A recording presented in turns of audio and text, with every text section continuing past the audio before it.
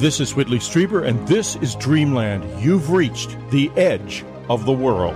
Well, today I'm very happy to have with us Lee Harris. Well, many of you will know Lee's name, of course. He is a medium. He is a musician. He's an artist. He's a transformational leader. He is well known, and he has written a really lovely and empowering book called Energy Speaks, Messages from Spirit on Living, Loving, and Awakening. Last week, we explored the dark side of energy, and this week, we are going to explore a whole different vision.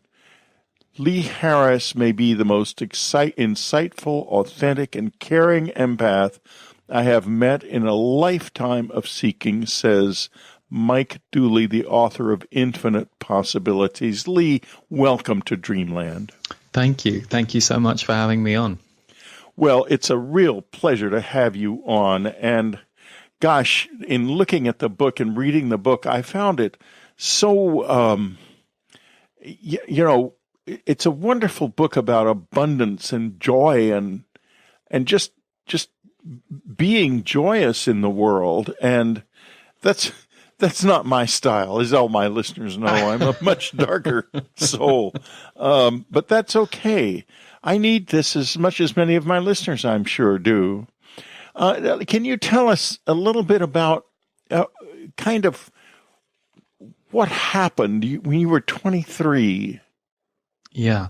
So when I was 23, I heard the voice of my guides, and I was on the tube, the London Underground train, going to work and sifting through all the negative thoughts in my brain at the time, and all the things that I thought were wrong with my life.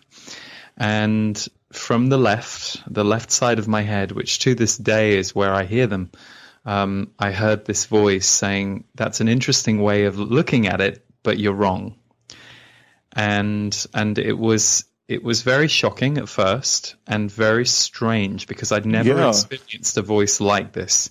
But when I asked them some questions, they explained, "We're your guides.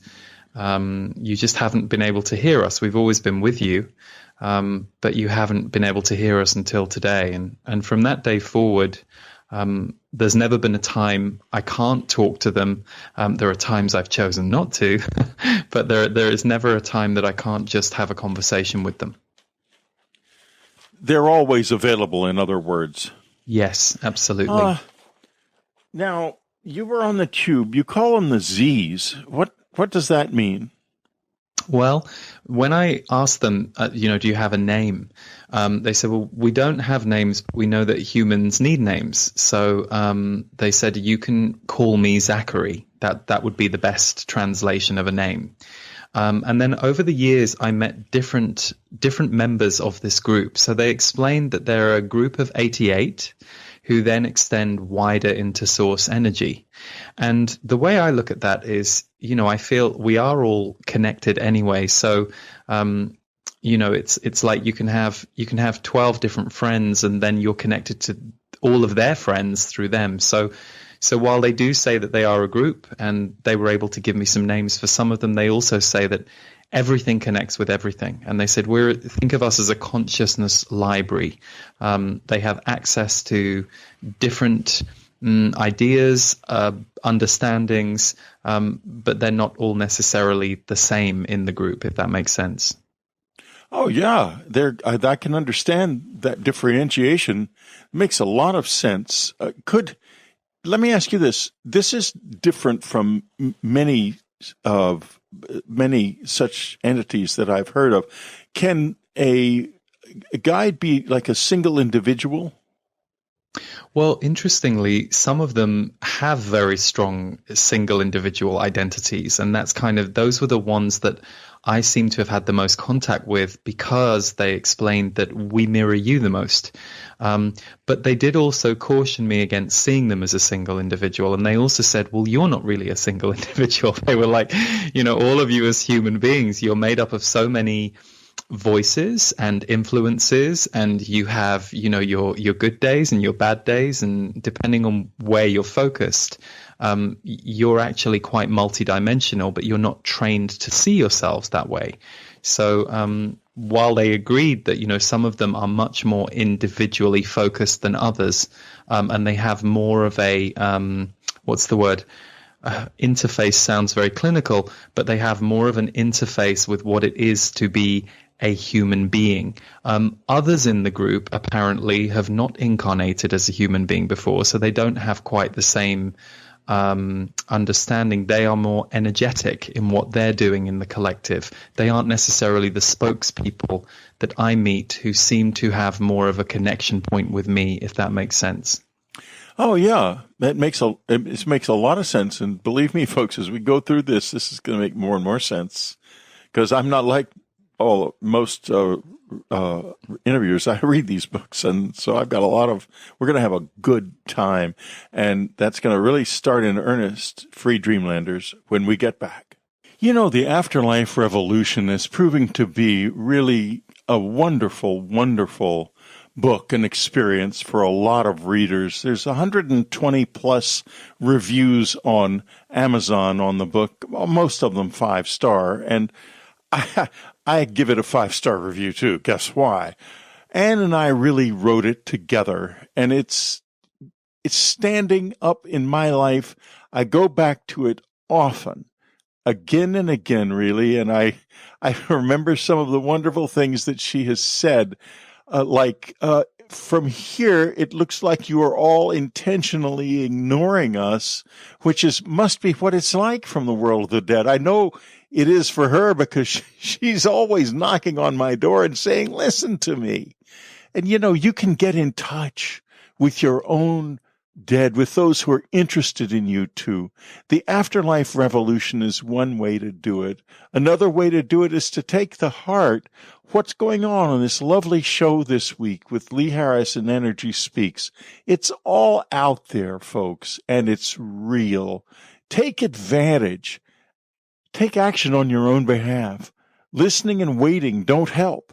You gotta do something.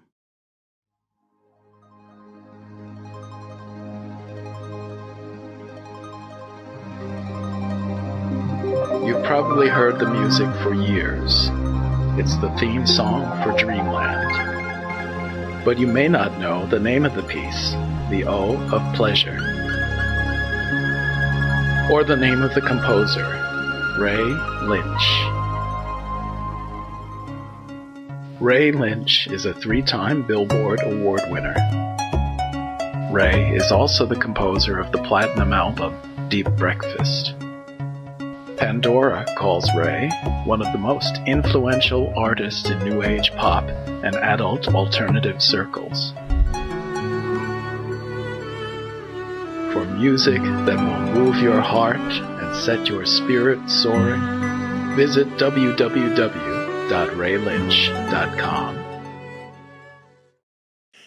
We're talking to Lee Harris. His new book, Energy Speaks, Message from Spirit on Living, Loving, and Awakening. And we're going to work with all 3 of those ideas over the course of what I know is going to be a great conversation. Lee's website is leeharrisenergy.com. And you can go to leeharrisenergy.com and you can get a free access to a free gift from Lee by signing up for his newsletter, and get immediate access to something called the Elevate Your Abundance Package, which includes Surrender and Abundance, the Surrender and Abundance PDF. And I thought I would start by asking you about surrender, because it's so crucial to your thinking and your work and your discoveries. It's interesting, isn't it? We kind of, as human beings, we want to create things, and we want to have experiences, and we want to bring things to us, whether it's information or relationships or money. And yet at the same time, we have to surrender to the universe and the universe's will as much as our own. It's this co-creative relationship. So the article, so the PDF Surrender to Abundance is really about that place in us of, do we surrender to abundance? So the example I like to give is, if your friend offers to buy you a coffee and a muffin, most of us will accept. Now, you might say, oh, thanks, that's great. You might say, oh, well, then I'll get the next one. Or you might say, no, I'll pay for myself. But if the friend were to offer you a holiday in Hawaii and offer to pay for the flights and the hotel for 2 weeks, and they say, and I'm going to take care of all our meals and all our outings, most of us wouldn't just go, oh, great, thanks. We'd go, well, hang on a second, that's a lot of money, and no, I can't accept that. Or so I always use that example with people, because all that reveals is our own conditioning about what we will and won't receive from others. Now, to be fair, there is one thing I haven't mentioned there, which is sometimes you need to make sure that people aren't being generous beyond their means. You might think, well, this friend is always generous, but she doesn't really have the money to buy me a coffee and a muffin, so I'm going to say no. But most of the time, we have very strict ideas of how abundance can come to us. We also can be blind to the abundance we already have in our life. The fact that, we have access to running water and food every day is a very abundant reality compared to some people on the planet. So the article really is designed to get you to think and see your own places you aren't surrendering to abundance in your life. And that's why it's a free gift, because I know for me, abundance was something I really... Once I started to work with that energy in my life more, I really unlocked a lot more presence, actually, being able to be present and being able to remember there is a mystery at work here that I need to remain curious about. And if I'm ever stuck or down, some part of me has pulled back from the mystery, and that's okay, because we do that. But that's really why I kind of why I credit the Z's with helping me so much get out of my dark place in my teenage years. I'm sure a lot of my listeners would love to know if there's any way to make a connection like the one you made with the Z's. They just seem to have appeared in your life all of a sudden. They do. I mean, the funny thing is, I look back now and I can see that seeds were being sown all along the way. So I kind of woke up to a different, how do I put it? I did. I woke up around the age of 17. I was a compulsive eater. I had bulimia. I was taken to Weight Watchers age 10. But at the age of 16, something shifted for me and I started to feel happier, and I lost 60 pounds. And that was the beginning of my spiritual awakening. And Whitley, I said it to you right before we came on the call, but thank you for Communion, because you were one of my pivotal books that showed me I definitely believe what I'm reading in these books. There is far more than meets the eye or what I've been told. And so I went through this 3-4 year awakening. I did see a channeler. So in a way, I met him once, and I thought he was a lovely man, and I thought it was wonderful, the session, but I was a little skeptical as to the actual channeling piece. I was thinking, well, maybe he's just intuitive. He doesn't need to close his eyes and put on a funny voice for me. So even I had my skepticism. But for me, they just came through. Now, to answer your question, I absolutely believe we all can make contact, not necessarily with our guides, but with the highest part of ourself or our soul. So I always encourage people to, and anyone listening right now can do this. You can either, if you're, pause the show or do this after the show, sit down with a piece of paper and a pen, or if you prefer computer, the keyboard, and just write, what does my soul want me to know today? It's a really nice open question. It's a great way to get started. And then just write the 2 or 3 sentences or paragraphs that you hear. And then after you've written it, you can sit back and read it and take it in. I've done this in workshops all over the world, and I've had people look at me horrified when I've told them we're about to channel. And I swear I've never had anybody unable to do this. So I really believe that we can all channel higher self, universal wisdom. The question is, are we willing to? And also, do we get worried about whether it's a guide or whether it's God or whether it's... And I say don't worry about that stuff. Just see if the information is supportive and useful, and recognize that the power in the act is you being willing to reach for something beyond yourself that's going to help you. It's a very interesting question, isn't it? Are we willing to? And I'm not always, Whitley. I will, some people say, oh, you've got access to the Z's all the time. And I'm like, yeah. And I still, it's not even that I forget that. It's that there are certain lessons that I think I'm learning that I will go through alone for a couple of days or a few days. But then I also always remember that if I just sit down and write a few sentences, they're going to connect me to something wider and bigger, and something's going to move. So I think it's a choice. Yeah, I think, and it's a choice. My sense of it is that we're kind of constantly making that choice. Absolutely. It's going on all the time. Now, when we're talking about things like guides, I always wonder, when you mentioned that you did not notice them at first, and that's a big part of this, is noticing. And when they began talking to you in the tube, and you couldn't fail to notice them then. And in my case, what happened in communion. Yeah. It'd take a real moron to not notice that. but so we noticed. But what about the listener who's saying, well, what about me? I don't hear any voice. I don't wake up in the middle of a spaceship or whatever it was full of visitors, but I'm here too. And I want something like this in my life. Well, that's brilliant. That's a brilliant point, because I think I understand the part of our brain or our awareness that goes, oh, well, this isn't happening to me.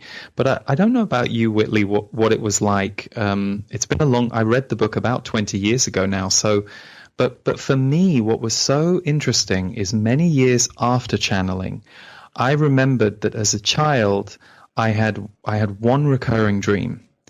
And the recurring dream was this: I would go downstairs in the house that we lived in before I was 6 years old when we moved. And it would be the middle of the night, and I would walk into the living room, the lounge, and all I could hear was like static, like the static of a television.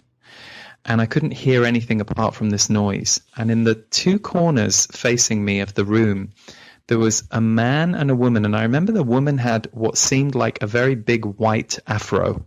They both had pale skin from what I remember, but she had her hands either side of her mouth, and she was speaking with a very big pronunciation. And over the other side, in the other corner, there was a man. I don't remember his hair, but I know that they seemed twinned to me somehow, these two. And he was doing the same thing, but I couldn't hear anything they were saying. And all I remember in this dream is all I could hear was static electricity, and these two beings who were on the other end of the room trying to tell me something. And the weirdest thing is I feel like I blanked that dream for a long time.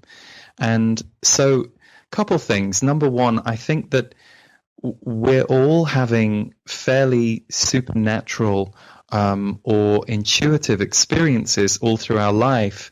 But if you are listening to this and you are somebody who says, yes, I really want to meet my guides, I would really set an intention for it.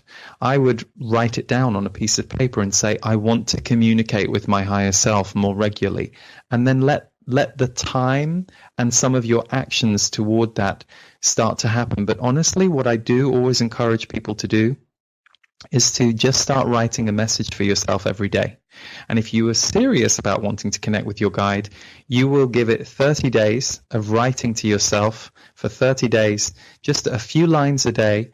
And don't be too disappointed if at first the messages are just loving and supportive and they're not necessarily giving you a formula to build a rocket.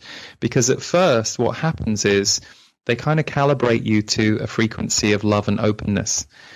But after that, you start to get a little bit more information. You get to ask more questions about what's going on. So, like anything, you can practice your way into it.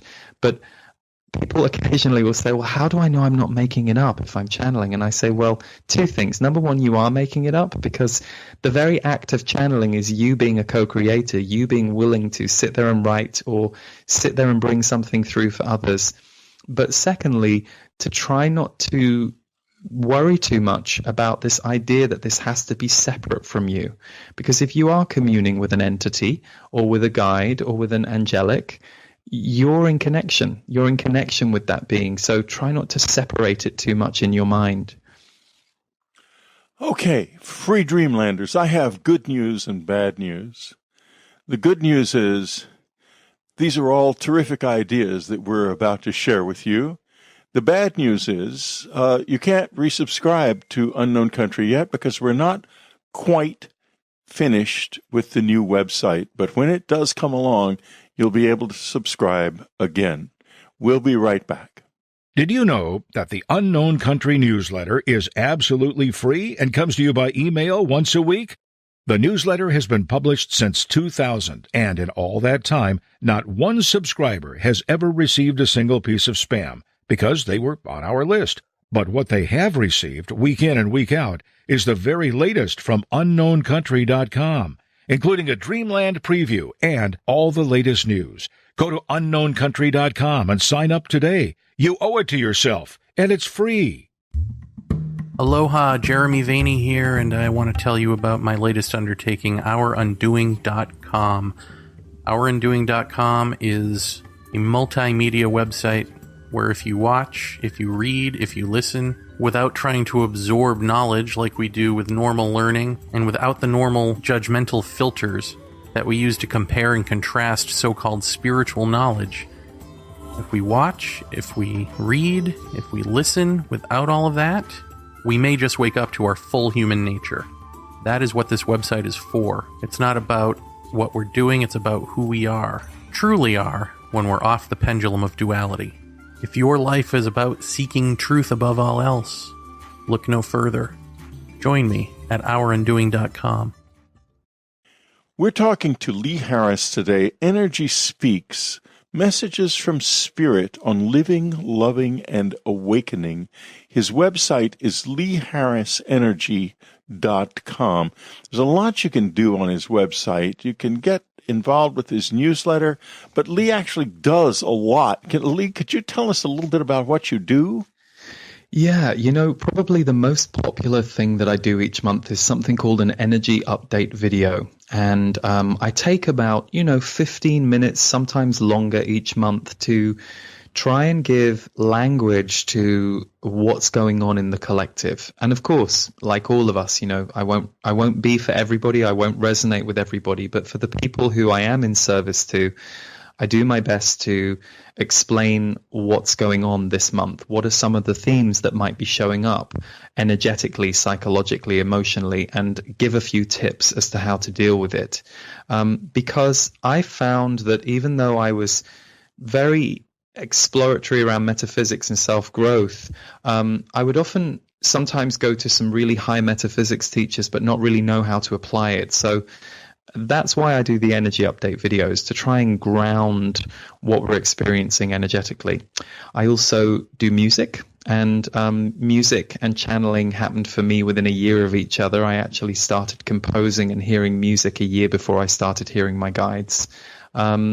And yeah, there are many different things that we do on the website. We have MP3s, we have a how to channel audio guide. I just I feel grateful to be able to do this work, and so I keep myself moving, as we all have to right now.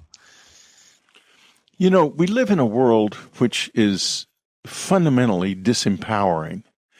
This is a place that tells you, first of all, that you're a meat puppet. That tells you that everywhere you look. Even if that's not what they're saying, that's what it's telling us because of the vivid intensity of the material world around us, which is now in history very radically different from what it was in even the recent past. A person from 1955, and I was very aware and conscious in 1955, I was a 10-year-old boy, would not recognize this world. When I look back, what I chiefly remember is the quiet. This world is incredibly noisy and full of color and light and all kinds of things happening, and a seemingly unending number of choices mixed in with all kinds of bizarre lies that can turn you into a complete lunatic, even though that's not what you are. So how do we navigate all of this, Lee? I can tell by your tone of voice that you navigate it very well. I want to know your secret. Oh, like everyone, I definitely have, I have had my ups and downs, and I have my ups and downs. I honestly feel that for me, doing the work I do, serves me very well. So, the energy updates I've done for 7 years, and it's good medicine for me to be having those conversations with people. But honestly, one of the things that the Z's said to me many years ago that I'm sure many listening will resonate with is they said, you have a foot in two worlds, and that can make being on Earth very tricky. And so I definitely love the magic and the wonder that can happen on Earth. And I can be heartbroken by the suffering and the shadow and the darkness. And what I have found for myself is if I keep leaning into, how do I put it, smaller focuses, I do better. So, for example, as someone who is a visionary, I used to be very big vision in the past, but I wasn't so good at taking care of the smaller stuff, the day-to-day. So I just identified where one of my weak links was and started to recognize I needed to focus on taking care of my physical self more every day. So I do go and exercise every morning, which, I certainly wasn't running to many years ago, but it's like anything. You start to ingrain a new pattern in your life. So I think the only secret for any of us is figuring out what works for us and what we need, because we are all different in our needs, and then applying those as much as you can, and staying peaceful. I live in Malibu, which is fairly peaceful, and yet this morning I had to go into LA, and it was very busy in there, very crazy in there. I had to go in there for work, and I was very glad to come here, but I was thinking, that level of electrical energy would not serve me. So I've always chosen quiet places to live over the last decade or so, and that has helped me. What did you, folks, if you will remember, there were terrible fires in Malibu a few months ago, and I happen to have a lot of friends in Malibu, Lee, and some of them were completely burned out, and I'm just wondering how you felt and what you did during that period. Yeah, it was, I'd never been through fires before. So, I get this evacuation warning, and my partner had just gone off to work, and we have 2 cats. So I bundled them into the car. I didn't even think about staying behind because I didn't realize it was an option. And of course, once you left, they didn't let you back in, but I didn't think anything was going to happen. There have been warnings before. It was very interesting. I remember driving to my friends in Montecito, and there was ash falling on the car. There was smoke. It was very, very intense. But as it was happening, I had this very strong awareness that this was the kind of thing that the Z's have talked about for this period of history. They said there's a lot of light hitting the planet, but there's going to be a lot of destruction as well. And that doesn't mean to me that everyone's going to go through a wildfire or something environmental like that. But for me, the lesson was, there was no cell phone reception. I didn't quite know where to go. I've got 2 cats. I'm like, how do I? But I figured it out, and I just followed my intuition, and I drove in the direction no one else was driving. And then I realized I was driving more into the fire, but it felt like the right choice. And then a message came from my friend saying, yes, come to Santa Barbara. So that was the day of it. But I think the heartbreak in the area was really strong. And I feel like in the last few weeks things have got better. But we're surrounded by missing houses. We were lucky that ours didn't go, but I have a friend actually, Lee McCloskey, who lives not too far away from here.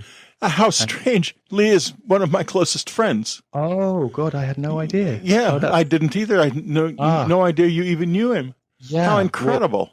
Well, okay. Well, yeah, I've been going to the Tuesday night group every week for years. Yeah. Well, I was just going to share that he and Carla really inspired me with the posts they were sharing about what they went through. But when I drove to their neighborhood, exactly as Lee said, they're now living in a dead zone. Most of the houses are gone. But the fire stopped 150 feet from Lee and Carla's house. And folks, you don't know who Lee and Carla McCloskey are, but look up Olandar Foundation, Olandar Foundation on the internet, and you will see this extraordinary place. Lee and Carla are among the most marvelous people I've ever known in my life. Lee is a very, very knowledgeable alchemist. He is a close friend with a mutual friend, Prince Derola, known as Stash to us as his nickname, who is also one of the great alchemists of this world. And we meet at his house on Tuesday nights. And incidentally, if you're interested in going, just write Whitley@Strieber.com, and I can certainly arrange for you to come. It doesn't cost anything, and it is all I can warn you is it's a very intense intellectual journey. Anyway, there was a lot of magic done around Lee and Carla at this apartment where I am. We created an energy dome around the house. And Lee, interestingly enough, noticed it. We were out of communication. We couldn't talk on the phone or anything. And he noticed the energy dome there. And then I left my body at one point and went up to the house to try to do what I could. And just to be there in spirit, willing the fire to stay away. And I wasn't the only one because it's a very precious place, folks. If you go there, you'll know immediately what I mean. Yes. I was not the only one working on behalf of Olandar and Lee and Carla, and they were working, boy. I helped to get a group of us actually helped to get the boat convoys started up to Zuma Beach because the police wouldn't let anyone in or out. The city had pulled back the fire department, so they were just sitting there, not helping anyone. Mm-hmm. And if you wanted to save your house, you had to do it on your own. Completely. Right. And so people were calling for help, and we got these boats going, and once one or two boats started, a lot of people started taking supplies up there. What a time. And you were right in the middle of it. Well, we were just outside it, and then we couldn't get back in for about, I think it was 16 days later. 16 days, that's in. right. Yeah. And it took a long time for the air to normalize or it lighten did. up. And the water was gray for weeks. Completely. So luckily, people like Lee and Carla that stayed behind, most of them were okay. I know of a few people who got deeply, deeply sick because they were here breathing the ash, defending their homes. Yeah. Listen, Free Dreamlanders, we have a break here for a couple of minutes. And as always, I insist that you at least listen or pretend to listen to these commercials. Are you a close encounter witness? There's a new organization for you called the Foundation for Research into Extraterrestrial Encounters. It fights prejudice, offers information, and a resource for those struggling in secret with their experiences. Its board of directors includes Edgar Mitchell, Whitley Strieber, Barbara Lamb, Mary Rodwell, and many others. Take the Experiencer survey at experiencer.co. That's experiencer.co. The foundation accepts donations, but its services are free. This is Whitley Strieber. Two of my legendary and long out-of-print books, The Path and The Communion Letters, edited by Anne Strieber, have been republished in ebook format. You can get them wherever ebooks are sold, at Amazon, at Barnes & Noble, at Kobo, at Apple Books. These are identical to the original print editions and for sale at $3.99 each. So if you have an interest in these subjects and you've been hesitant because of the extremely high price used booksellers want for the print editions of these books, now you can get them for a very reasonable price. And I can assure you, The Path is a remarkable reimagining or a recovery of an ancient system of the tarot that has become central to my own life journey, while the Communion Letters take a look inside the close encounter experience in the words of the people who have it in ways that nobody in the UFO community would ever have let you see if it hadn't been for Anne Strieber, who edited these letters and chose them with an open mind and an open heart. The Path, The Communion Letters, everywhere ebooks are sold, $3.99. Okay, we're back. Lee and I have discovered that we have close mutual friends, dear friends, Lee McCloskey and Carla McCloskey, and he lives in Malibu. Now, I want to get a little bit into empowerment here, because this is vitally important now. Since we've been talking about events, as it were, news events related, in fact, to climate change, in this case, a terrible fire that was much worse than it should normally have ever been. Why is channeling important now?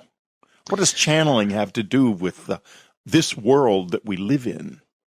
Well, I think, it's interesting because for those of us who perhaps have known channeling for a long time, it's always been a part of our world. But I do think there is something in the mainstream is changing, not just around channeling, but you see awareness, mindfulness, spirituality, emotional intelligence, and things like intuition or channeling becoming much more commonplace. And it seems to me that there is the same spiritual hunger, perhaps, that those of us who had our awakening many years ago had, or that drove us into our spiritual opening, is happening for more and more people.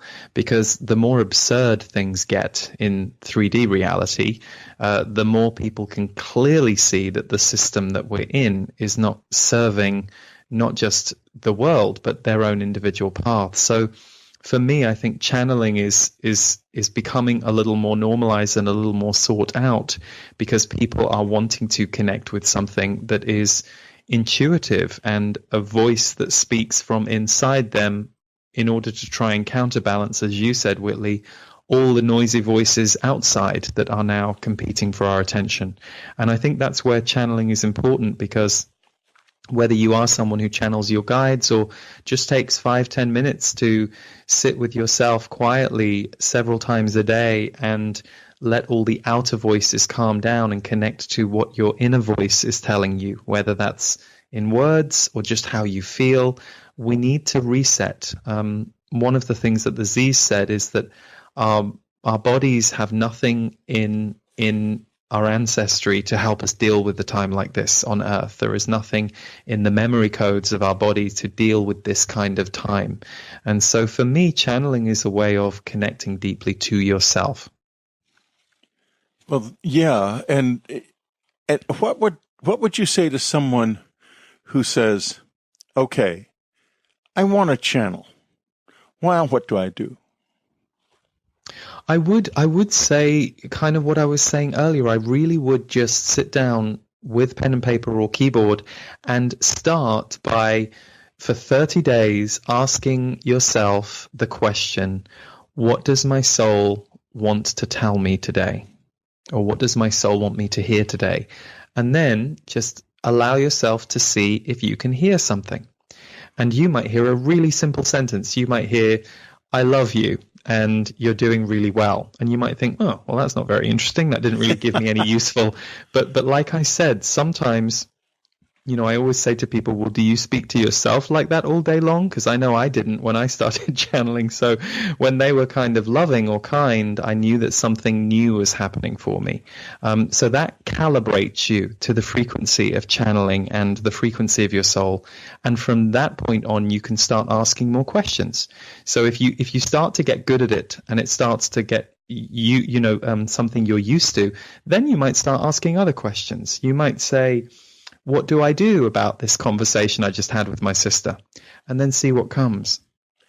You know, there's a lot of lovely material in the book, but one of the things that seems to follow from this, what we've just been talking about, is the eye of awareness. And I wonder if you couldn't tell us about your discovery of the eye of awareness and what it means.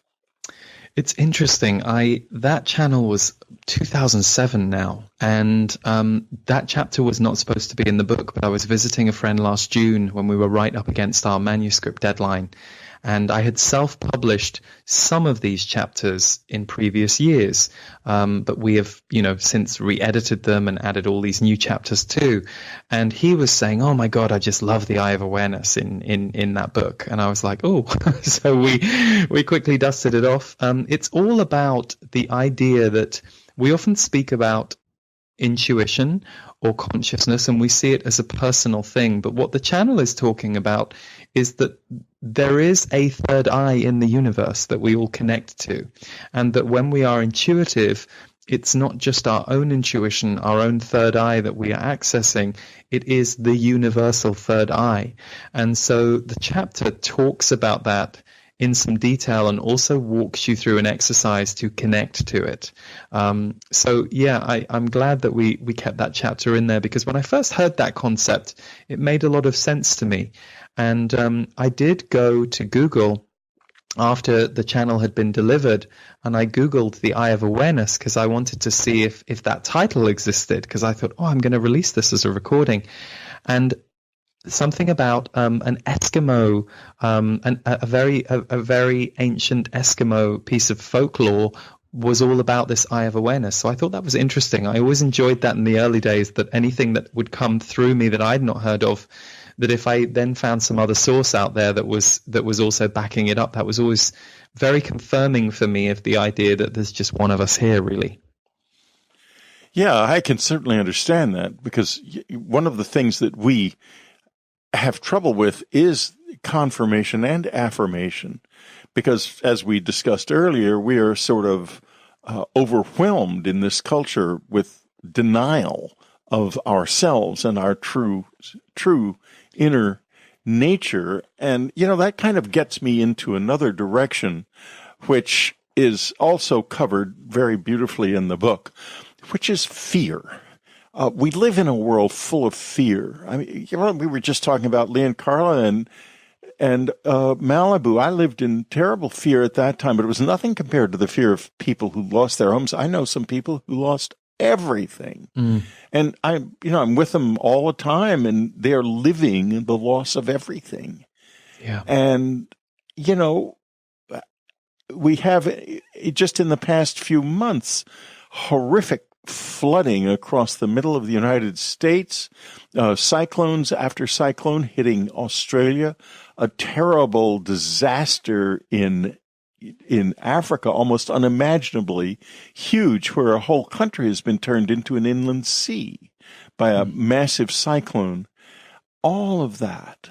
And then, we have a lot of people who keep saying they don't believe in these climate changes and things. And I look at my grandchildren, and Lee, I feel fear.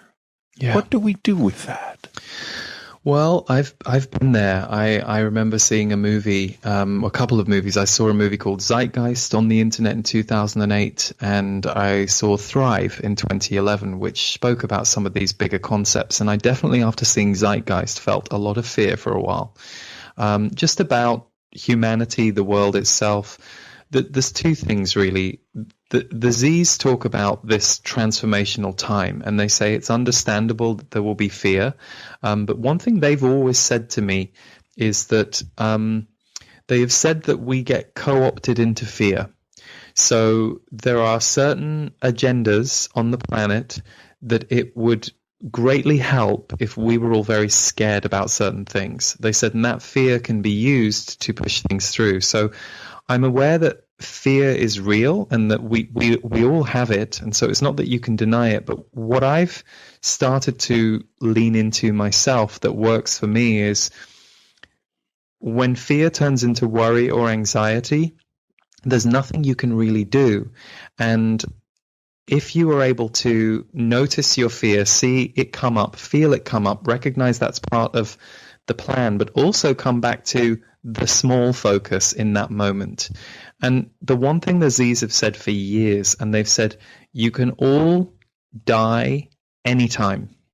And they kept saying it over and over and over again at public event after public event. And one day I was like, God, why do you keep saying that? Because it triggers people.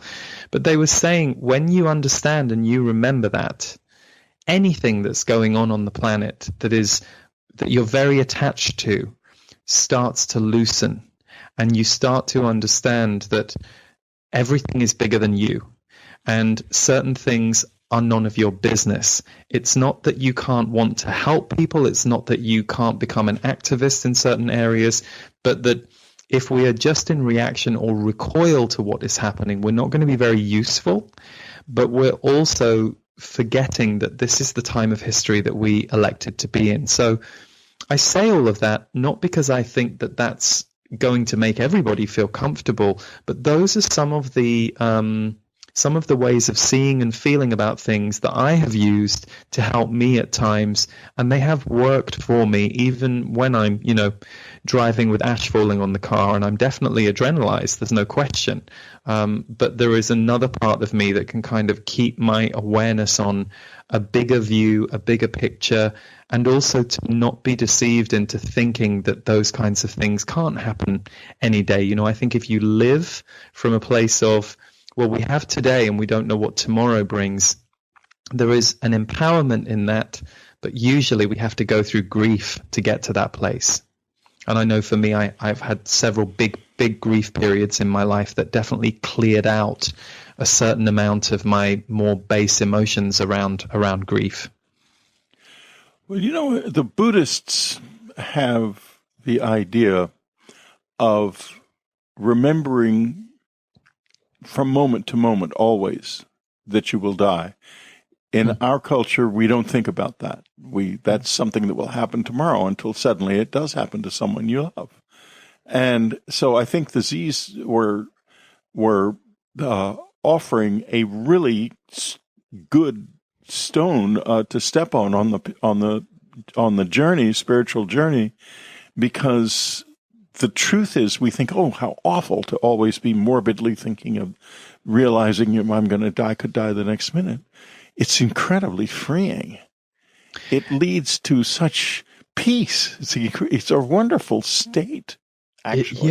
It is. And I also try and remember to zoom out a lot. So, for example, people who were on the planet, you even gave the example of 1955. A lot of people who were on the planet in 1955 aren't here anymore. But let's go back further and think of people who were living in 1900. Not only what would they think of this time, but if you think they had seemingly a long life, and let's say they had a long life, they had many experiences, but it's kind of the blink of an eye in terms of human history. So that's the piece that kind of, I try and remind myself in moments of kind of mental stress or emotional stress to just kind of zoom out a little bit. And actually, that's what channeling has done for me. It's always been the way that I have been able to get a bigger view of it than perhaps what my smaller thoughts or feelings are processing at that time. It doesn't stop you having those thoughts or feelings, but it can help to open you beyond them.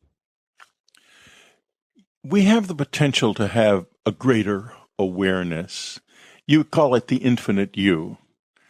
I turn toward the eye of awareness, the conscious light of clarity that is my powerful ally. I open to this radiant light that penetrates all confusion and darkness, illuminating the path to my highest good and greatest experience of life. Okay, Lee, I want to ask you if you can tell us how to experience that beautiful state. Well, for me, that state has been mostly accessed through channeling. I have had other spiritual experiences when I wasn't channeling that kind of gave me that state. But I also feel like this is where I'm a student of the book. That's channeled material. Those are channeled words. Those are channeled invitations. And so for me, the channeling state has, I would say, raised my feeling and intuition level more than anything else in my life. So that's the best advice I can give. So it's kind of going back to what I've said, which is try the 30-day challenge of writing to yourself from your higher self every day, because like anything, practice rewires us. Practice creates a new pattern. It creates a new relationship. And so that's what I would suggest. Now, my wife passed away in 2015, and I've lived in a state of what I would describe as accepting grief ever since. But I've also lived with my wife, who is very much a part of my life now, and especially recently because I'm working on a project that involves her, and boy, is she interested. She's here. And Could she be a guide to me? Because she seems like a guide. Oh, you know what's funny? As you were saying all that, I was just hearing she's not leaving you. She's very attached to you in the most beautiful way. Yeah, and it's she funny sure is. I kind of very devoted to you. And what I get about her is she's fiery and loving, a bit of a tough customer too. You're getting that right. She wasn't always easy, but she was powerfully loving. And she was very devoted to you, even though she wouldn't just always, she certainly wouldn't always just placate you, but she dearly loved you. And she also was what I get is she was very committed to your work. I feel like she understood what you stood for on the planet and your role, perhaps sometimes even more than you did, because she was able to stand back and see it. And she was a help to you with those times where understandably that had been a burden, or that you just didn't want that responsibility. And so whatever it is that you're doing now, it has a mastery energy to it. And so she really wants to be involved in much the same way that she would have been if she was still here. But she also feels excited for you and loves you and wants to be in on that too, the good stuff. Interestingly enough, folks, I am going to read to you from a text exchange with a writer who is working on a project about our life, my life and Anne's life, from about an hour and a half ago. He was asking me about Anne, and I wrote this. She was intellectually the lead. She found the meaning. She figured things out. She was also the interpreter. Her insight was tremendous. She was the first person, I think, who ever came even close to understanding this whole thing. That's why she and Jacques Vallée were such friends. She understood his work deeply, and mine. So you picked up on exactly, precisely, I mean almost word for word. You really are very, very sensitive. That's great. Oh, well, no, so it was lovely to feel her and to feel your connection. And, I'll just say this. You and I didn't really speak at all before this show, but I got to tell you, thank you for communion. And, I don't really know what it was like for you, Whitley, but I can only imagine how hard it was. And so just in terms of dealing with the public side of all of that. Oh, so God. I'm glad that you had her. I'm glad that she was able to be there for you to support you through that. I'm a person who does not get mad. I can count on the fingers of one hand. In fact, even just maybe one finger or two, the times I've been really angry in let's say the past 25 years. It just isn't in me. But Anne did it for me. She had a big temper, and she could, it was a relief much to express it. Now, you're a light worker. I want to go back to this. This is such a rich experience, this conversation, Lee. I want to thank you for it. I want to just also mention again, his book is Energy Speaks, Messages from Spirit on Living, Loving, and Awakening. And you can get to him at leeharrisenergy.com.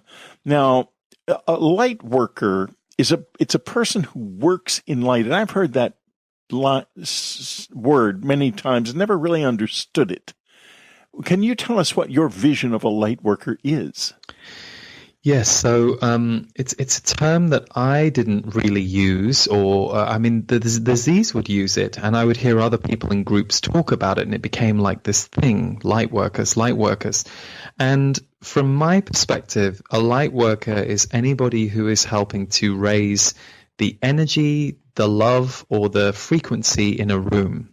Or if not just a room, perhaps they have created some kind of organization that's helping tens or hundreds or thousands of people in the world. And they did it because they wanted to make the world a better place, or those people have a better experience. So there is a conscious intent to create a better place, or a better atmosphere, or a better experience for the person in front of you or the millions of people in front of you. The tricky thing with light workers is, of course, there are millions of them everywhere who would never even identify with that word, but they're the people who, that's the nurse that loves you very dearly when you're recovering from an operation, and she barely knows you, but she just unconditionally loves you through it, or he does. But there are those on the planet who are very aware of their mission, who have some sense that they're here to help humanity. And the problem with that is twofold. It can, number one, feel like a hell of a responsibility, but number two, our minds can distort it. Sometimes you see people with big egos because they're light workers, and you have to feel for them because they've just kind of got lost in this idea of specialness, which of course is never rooted in feeling special. It's always rooted in feeling less than. But equally, there are other people who think they have to write a book or start a movement because they're a light worker. And actually, the truth is we're all needed, whether you're somebody who affects 10 people or, 1 million people. It doesn't really matter. That's just a numbers game. But light workers are the people on the planet who help generate light, love, peace where they go. And it doesn't mean you have to be a perfect person. You'll still be a human being. We've all got our stuff. We've all got the things that we're working on as humans. But that's really the hallmark of a light worker. Now, one of the things that has been most important in my life with the visitors, and in fact central to it, has been sex energy. It has been Kundalini in a number of different forms. I, in fact, learned about Kundalini from the visitors because I didn't really know much about it. I'm sexually a very proper, old-fashioned guy, and I'm not an experimenter, and I've only had one partner in my life, my wife, and but except for them, of course, that is another story entirely. And she was completely cool with that. It didn't. I was so humiliated and ashamed when I told her about it, and she she just looked on it as a really valuable experience. Yeah. She had a lot of insight, and you do too. Tell us about your vision of sexuality in spiritual work. Well, the breakthrough for me came when I understood that sexual energy and creative energy are one and the same. That sounds strange in some ways, but in another way, makes sense. You know, if you think that it's the act of sex that creates a human baby, or certainly not always, as we know, but that definitely is part of it. And so what the Z's would talk to me about is they would say, well, sexual energy is happening everywhere. And I'd be like, well, what do you mean? And they said, well, if you go for coffee with someone and it's a friend of yours and you hug them, or you're just happy to see them and they're happy to see you, even if they are not the gender that you would sleep with, or you would never think of wanting to sleep with them, they say there is a certain sexual energy that's happening, because sexual energy at its purest is simply a chemical and connective energy between beings that can be combined to create something bigger than the individual. So in the act of sex, two people or more come together and they create something through their combination that creates an energy reaction in their body. Same if you're, being sexual by yourself. But what they really explained was how sexual energy is at work everywhere as a life force on the planet. Part of the reason that we have been taught shame and segmentation around sex on our planet is to keep us from it, because it is a very powerful and magical energy. But like any powerful powerful energy, titillation or escapism are not really hallmarks of it. So part of the way that you keep it very separate in society is to create a shame around it and to only give it one face, which is, sex is this. Whereas actually sex is very healing energy. And even if you're someone who abstains from having sex with other people, your sexual energy is running through your body all of the time. And it's a very creational energy. So it's often why artists if they're painting or if they're creating something or whatever it is that you like to create, whether it's your garden or your kitchen, you get lost in the energy of it for hours because you don't need anything else. You are satiated by that energy that is running through your system while you're creating. And that's very similar to a good sexual experience. You forget time. Everything disappears. So I knew that chapter had to be in the book because that's one of the recordings from the Z's that has been the most popular thing I've ever done. Well, I can well understand it because it's so important. You have this is not a long book, folks. It's very tightly written, and it's more of a doorway. And it's a doorway into the work of a man who is going down a really lovely, in my opinion, path. And for example, there's not many channels are really willing to talk about sexual energy and things like that because of the social norms in which we live. But we're coming up toward the end of the show, and I would like to end it with something that I think is really very important, which is one of the things that holds us down and it prevents us from finding the lightness of being that is really what we are and who we are, is wounding, and in particular, the sexual wound. Can you tell us a little bit about this? Well, yeah, it's interesting. I'm just trying to decide which way to go with this, personal or universal. Well, let's go universal. So the sexual wound is really about connection and pleasure, and connection with others. And I just mean platonic connection. I don't even mean sexual connection. And our pleasure and our ability to be open and surrendered and receiving, that allows us to be a conduit of energy. So when we're in that state, more energy can come into and through us. And then we give that energy out. So sexual wounds on the planet, and boy, are we seeing this at the moment. It's really it's really in focus with everything that's going on, not just around the Me Too movement, but so many other topics of conversation that are very shadowy and difficult and are rising to the surface. It's a place where it feels to me, certainly looking on, that as human beings, power and enslavement have happened towards one another. It's almost like there's this very shadowy energy that wraps around sexual interactions and sexual energy, and yet that's such a place of potency. And again, you might choose to be celibate. It's not about the act of sex, but it really leads back into our pleasure and our connection with one another. And yet so many of us have these wounds around sexuality because we were taught to shame and fear it. So that's the first thing that comes to me. And then for myself, just in my personal journey, I had a lot of shame in my young years because I realized that I wasn't heterosexual, and I could see that that was going to be a problem because that's what the rest of the world told me. So I think, depending on whichever group you speak to, whoever you are, whether you're heterosexual or gay or trans or, any of the groups, we have such a shame around sex in the same way we have really heavy energy around money on the planet. And they are power energies on the planet. And yet they are energies that we have been asked to not fully own our power in. And so that's why I think the Z's will talk about our sexual wounds as much as our emotional wounds. They don't talk about it very much, but in Sex and Sexual Energy, they talk about it in that chapter. Annie comes in every once in a while during these sessions, not all of them, but she did just now, and she has something to add. She says, sex, or rather climax, is the way God always feels. That's why we're here. So that incredible intensity of energy.